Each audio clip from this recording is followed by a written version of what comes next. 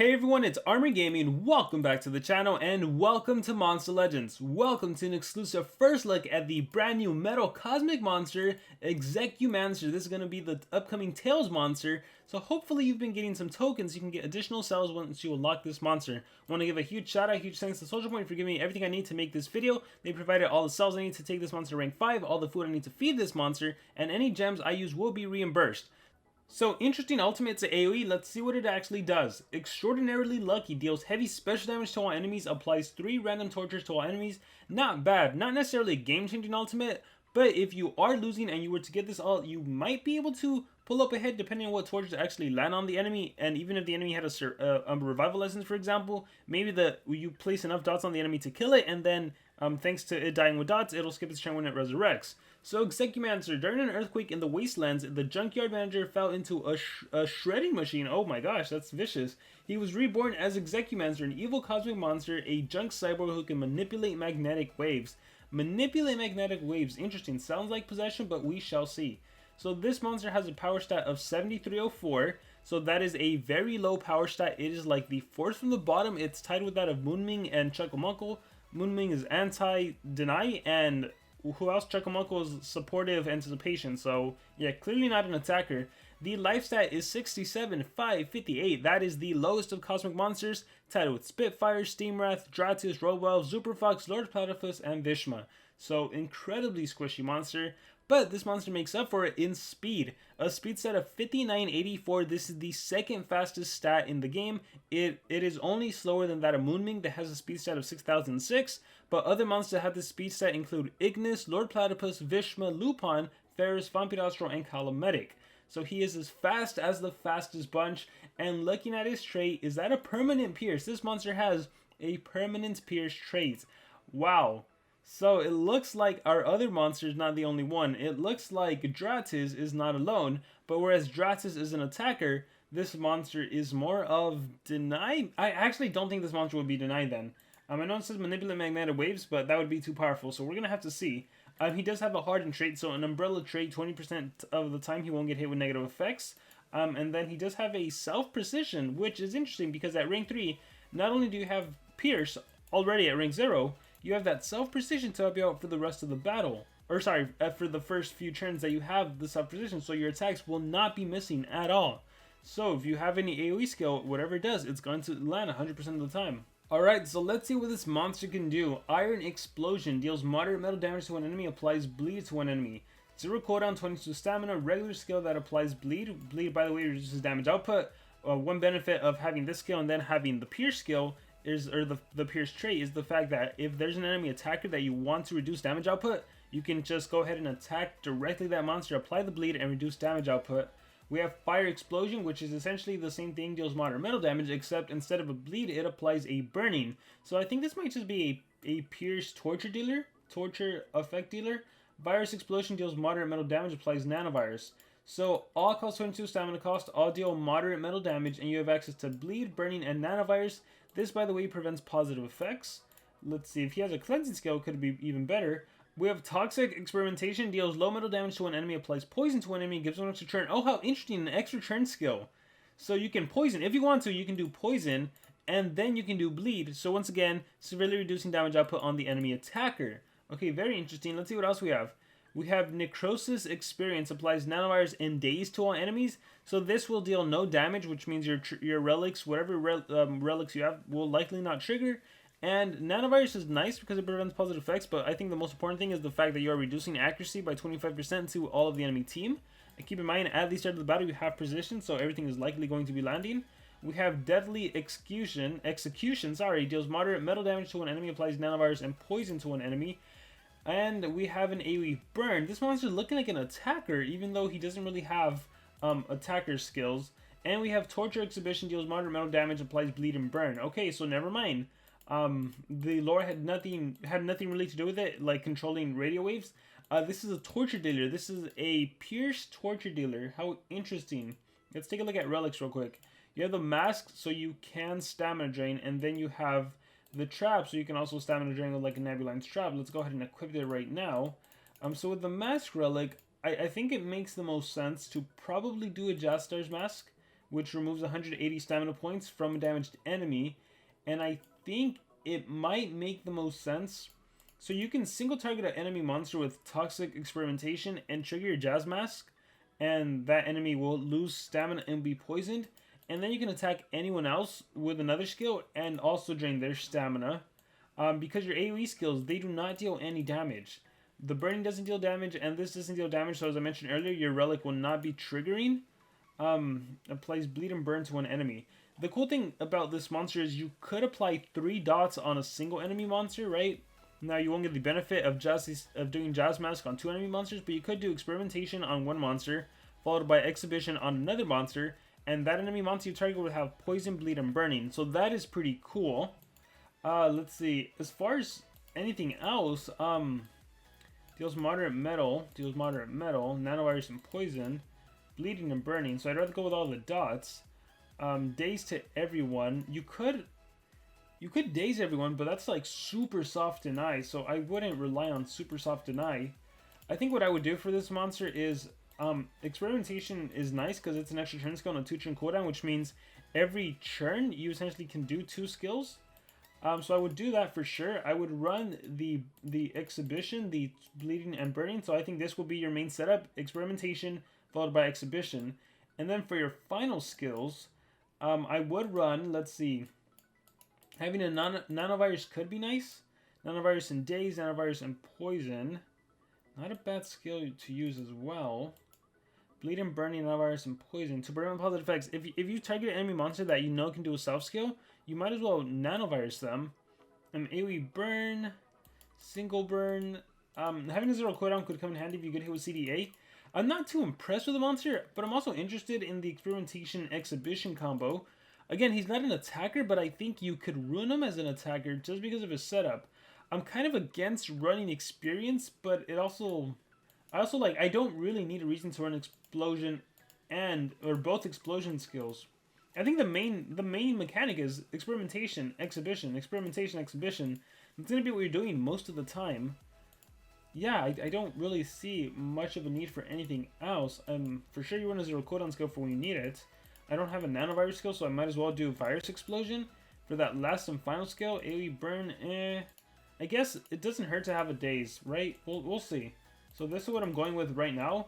I already equipped relics. If you're on the Jastar mask now, I don't know if I should maybe give him something else.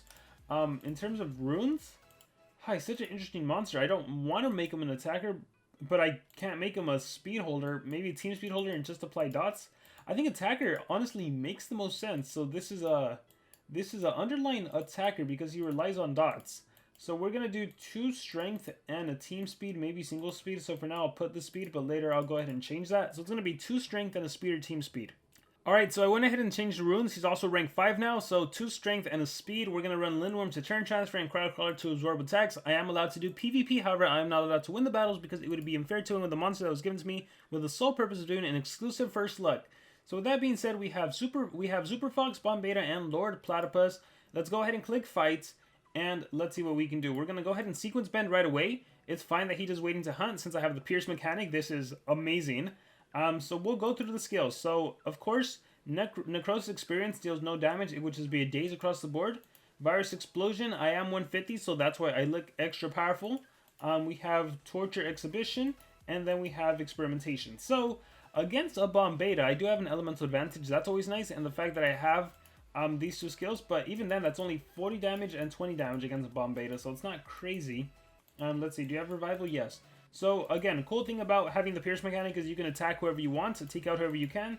In this case, I would go straight into, which is probably kill Lord Platypus, so that he probably just does waiting to hunt again. So let's do Explosion, he resurrects. And then Calm the Waters. Oh yeah, she also has Pierce, so she's dangerous, and she dazed me. We're going to do Revert Events, or let's see, we will do Era Traveler, Age Overseer. Yeah, let's Age Overseer. Oh yeah, Dodge Area. We'll set up Olympus, just for the shield. Waiting to Hunt, Brightest Villain, and I get to attack, so extra turn skill, we will do, let's see, we will do Experimentation to kill Platypus, and then I can go ahead and attack and kill Super Fox. And yeah, Once again, I am stronger because I don't think this was a fair battle just because I'm 150. So I want to take on some 150s to see my true damage output. So let's see. We have a 140, a 130, and a 150. If anything, I just get to showcase once again the Pierce mechanic in the fact that I can attack whoever I want. So we'll go ahead and kill Wormlad. Boom. Get myself an extra turn, and we get to kill Wormlad again. Boom. If only I had an AoE that dealt damage, that'd be nice. Also, if he had a cleansing skill, I think that'd be a nice little mechanic to run with. But alas, he doesn't. I don't need a revert event, so we're just going to recharge. We're going to set up Olympus, and then check this out. Next turn, next turn. Oh, wait, you actually can't cycle, because that's a, what, 2-turn cooldown? 1-turn cooldown. So here, we'll just do Explosion. Oh, so on the next turn, you are gonna need another skill to utilize, because you can't do your little combo again. Alright, King of Atlantis, recharge. Recharge, yeah, because this is 2-turn cooldown, so after I do this, now it has a 1-turn cooldown. No, yeah, it has a 2-turn cooldown. Then after I attack, it's still going to have a 1-turn cooldown. Ah, okay. So unfortunately, you can't do that every single turn. It's every other turn. Alright, so, not liking that. Even more am I not liking that. Alright, let's see. Let's change something up then. So instead of running the AoE day skill, I think we will run our nanovirus skill, so that's a little stronger. Let's change feed skills. So let me see. So yeah, 2-turn cooldown, 1-turn cooldown. So this one I can do every other turn, but not if I do this cycle. So I think instead of running Necrosis Experience, we should run Deadly Execution. So let me swap this. And do I really need the nanovirus? I guess that's the question. If I only had one skill to do bleed, it would really depend on the situation, but I guess it's nice that nanovirus can block positive effects. Burning, bleed. I think bleed is the safest in that it reduces damage output, right? If you click on bleed, deals low physical damage and damage reduced by 20%. So I think on this last and final scale, honestly, just put whatever you want. Whether it's burning, whether it's bleed, whether it's nanovirus to prevent positive effects. Your AoE skills do not deal damage, so if you're running him as attacker, I feel bad giving him the day skill, but you never know when soft deny, like reducing accuracy, could come in handy. Let's do a couple more battles. We have a Shelly. We have a Hardy. Perfect. So let's go ahead and turn transfer right away. Fast as a shark. Okay. So, check this out. Experimentation, 65k damage. Exhibition, 130. So, he is a 150, so it is a good showcase. This is a 132, and this is a 137. So, what would I do in this case? I would just go into the dots, I guess. So, we'll do the first turn to poison and reduce his damage output. He did the self-skill. Keep in mind, you can still attack. That doesn't matter. Who cares that you did a self-skill? Who cares that you have evasion? And take down the Anticipation monster. So, I was able to take down a 150 Hardy. That's nice. And look, this Lindworm having evasion and everything doesn't even matter. So, we'll go ahead and kill him as well. We'll set up Olympus. Let's see what he does. Turn me into a baby. Nope. Time. And then, once again, I can kill him. So, the Pierce mechanic itself is very nice. How usable this monster specifically in the meta, in PvP, in Team Wars, I don't know. I'm a little iffy. Is this the same base? Oh, no. Different base. Tabor instead of Lindworm. So we'll do it again. We'll turn transfer. And then fast as a shark. We're going to go ahead and do the poison skill. Bam. He gets a churn. Gets some stamina. Killed me this time, so no self-skill on that one. And I can go ahead and kill him. So, bam. Favorite trick. Doesn't matter. I can attack whoever I want. Let's attack Tabora. Oh, wait. No, I lost my trait. Here, let's turn you into a little baby. Age Overseer. Dust. Alright, I can do experimentation. Boom. And then I can do this. Okay, so just a bunch of dots. Shelly will die with dots now. Oh, it's going to get cleansed away. No, it's going to get cleansed away. Granite Melter. And, oh, recharge. Alright, we are solid. Recharge. Shelly dies. And, yeah, no need to continue this battle. I'm not liking the monster that much. I like the design. I think the design is really cool. But in terms of actual usability, I think there's other Pierce monsters that would probably get the priority. Alright, we have a 148 Fompidostral, so let's see how this goes. Sequence Bend. We can apply dots on her, right? So here is the poison. And then here is the bleed and burn. So 3 dots. Let's see if she does her ET skills. Nightmare on the Street. She was too afraid to do her ET skill. Age Overseer. So now I can leave her to her own devices. She'll die. Let's do Deadly Execution over here. Let's go ahead and revert events, if anything. I don't think I needed to do that. So there, Fompidostral died. Sequence Bend onto Daedalus. And my turn again. Here is a poison. And you know what? I will say, if the cool thing about the AoE burning is, once again, like monsters that have revival, the fact that you could potentially apply the burning to the point where the DOT kills the monster, so if it was to revive, that could help out. But yeah, for the most part, I don't think you would really prioritize it. We'll do torture. Jazz Mask kicks in. We'll age. We'll win there. We'll do 2 more battles and we'll call it a day. So my overall verdict of the monster has a phenomenal monster design. Usability wise, I just don't think he's I don't think he's on the league of the other monsters. Fortunately, we can end with a Vanoss. All right, Vanoss is immune to bleed and harden. So the only thing you can really do to reduce his damage output is to poison him. So we'll do that. We'll do the poison skill first, metal on metal damage. And then we'll do, by the way, there's the Jazz Mask draining some stamina. We'll do the Burning Bleed. So yeah, we can reduce damage output, nanovirus, poison, and nanovirus. So here, see, I wish he could cleanse. If he had a single cleansing skill, that'd be a nice little mechanic. So we'll burn. So now he has 2 dots on him. And then I get to attack again. So I might as well hit the nanovirus. So now he has 3 dots on him. Alright, so he did his AoE, but yeah, damage output was reduced by 20%. That's always nice. Let's turn you into a baby. And then, oh, by the way, when a monster's a baby, I forget to showcase this because it rarely comes into play. When a monster's a baby, oh, I still can't. The pierce mechanic actually works, and you can actually pierce through and attack baby monsters. So I'll do another battle to show that. But here, we'll attack Vanoss. We'll attack Vanoss. Vanoss will die with dots, so I don't need to worry about him anymore. We'll recharge. Countdown. Ooh, I haven't seen anyone run that. So yeah, I'm killing with dots, but we'll call it a day there, and then I just want to end with turning an enemy into a baby and still attacking the poor little baby monster. So let's do this. Lindworm, we have Nahane, Steamwrath, and Ignis. Alright, so check this out. We'll start the game off with Age Overseer. And of course, the monsters do not get turned into a baby. So we'll come back and we'll try it again. Alright, let's click Fight. Alright, we have... Perfect. I'm sure someone will get turned into a baby. Alright, we'll go Age Overseer. I just need Ignis. Come on, Ignis. Nope, baby virgin blocks. Is he immune to control? He's immune to control status caster. Gosh. Alright, we'll try again. I'm just dropping trophies for no reason. Alright, come on, come on, come on, come on. We have... Perfect. Alright. For sure it's going to land this time. And up next in the turn order, Age Overseer.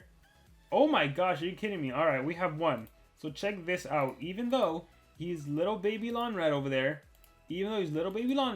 boom, you can attack a baby monster. So yeah, just so you know, the Pierce mechanic bypasses literally any effect like that. Alright, with that being said, guys, I think that's going to be it for the video. So we'll just call it a day here. Let me know in the comments, what do you guys think about Execumancer? Do you like him? Do you dislike him? Again, he has a permanent pierce, but he relies on dots, and I don't think that's that relevant in the game, but that's just my personal opinion, so I want to hear from you guys. What do you guys think about him? Let me know in the comments below. Thank you very much. Once again, a huge shout out. That looks so cool. Huge shout out to SocialPoint for giving me the chance to do this exclusive first look, and remember to subscribe.